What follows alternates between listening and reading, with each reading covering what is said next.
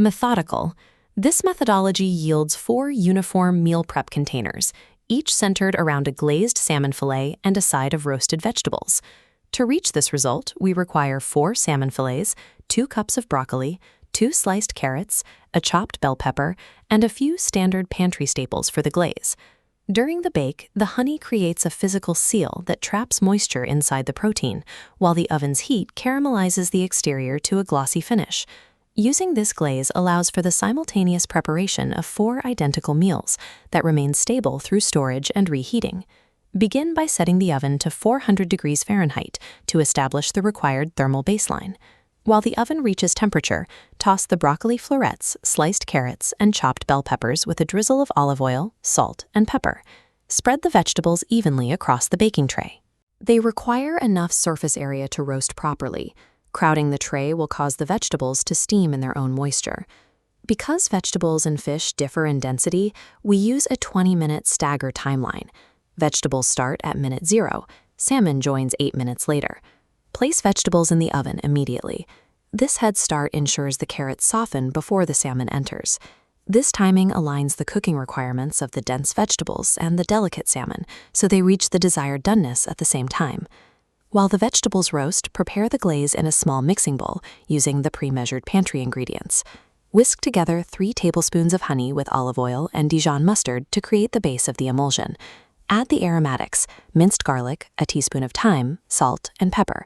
The sweetness of the honey balances the acidic notes of the mustard, creating a cohesive flavor profile. You can modify this protocol by adding crushed chili flakes if you prefer a heat element in the glaze.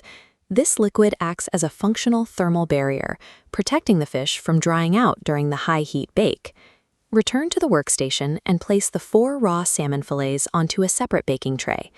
Honey has a high sugar content, which causes it to fuse to unprotected metal surfaces under high heat. To prevent the fillets from sticking, the tray must be lined with parchment paper or foil before you apply the fish.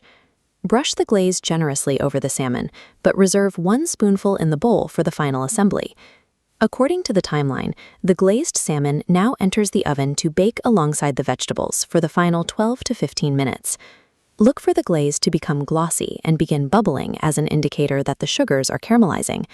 To confirm doneness, press a fork into the thickest part of the fillet.